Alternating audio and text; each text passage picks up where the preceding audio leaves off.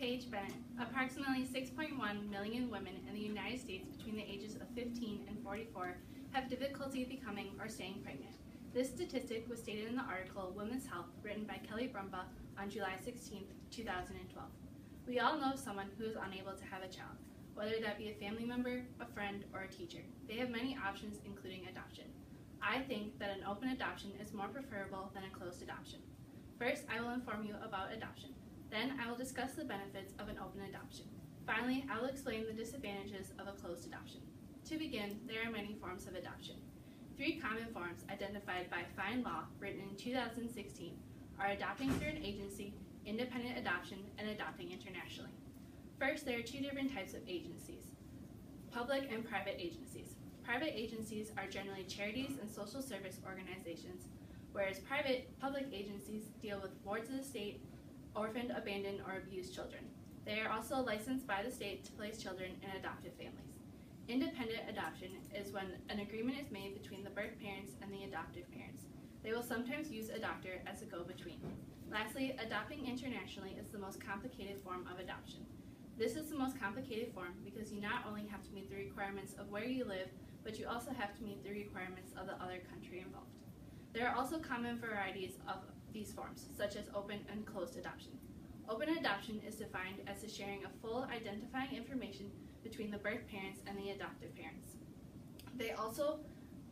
Closed adoption, on the other hand, involves little to no sharing of personal information between the birth parents and the adoptive parents. Now that we have discussed the main forms of adoption, we can begin to identify the many advantages to an open adoption. According to the Independent Adoption Agency, written by Key Parker in 2016, states that open adoption is the most widely practiced form of adoption in the United States and is psychologically the healthiest form for all parties involved.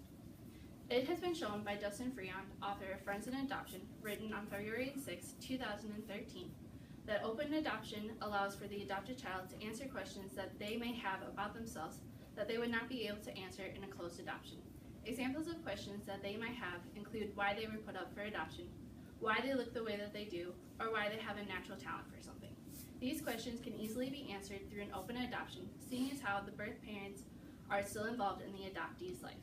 This is also one of the benefits that the American Pregnancy Association, written on September 2, 2016, believes in, along with the belief that an open adoption allows for the birth parents to be a second support system for their adopted child.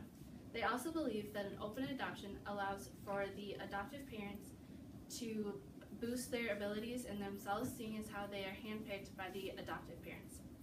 Other advantages of an open adoption include that all medical history is shared with the adoptive parents, and it reduces the fear and guilt that a birth parent can feel from putting their child up for adoption.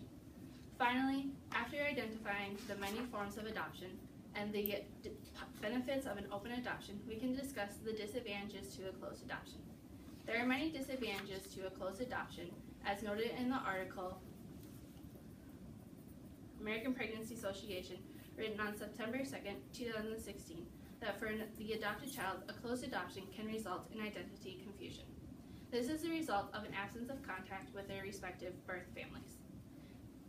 In a closed adoption, an adopted child can only have the information that the birth parents were able to find out, which is usually little to none. This lack of information also causes difficulties in school. As explained in the article, Adoption Basics for Educators, creating family trees, writing complete autobiographies, and studying genetics or ethnicity can be a difficult topic for students of a closed adoption. This is because they have no way of researching this information. Adoptive parents also face many difficulties when going through a closed adoption. They generally are privy only to the information or the medical history of the adopted child, and that usually includes only that of the birth parents. They also fear that the adoptive mother will ask for her child back and can often face denial that they are unable to have a child of their own, seeing as how the birth parents are not involved in the pregnancy in any way. A closed adoption can also place a lot of stress on the birth mother. She can often go through denial, grief, guilt, abandonment, and depression. These issues are mainly caused by a lack of information. Seeing as how the birth mother is unable to have any contact with her adopted child once she has been given to her new adoptive family, they can often fear that they are not doing well in this new placement. Another disadvantage to a closed adoption is that the birth parents and the adoptive parents have no say in which family will get their child.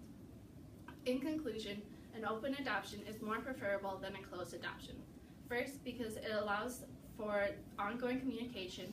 Second, because it allows the adopted child to answer questions that they may have about their family or their life. And lastly, because a closed adoption can result in identity confusion.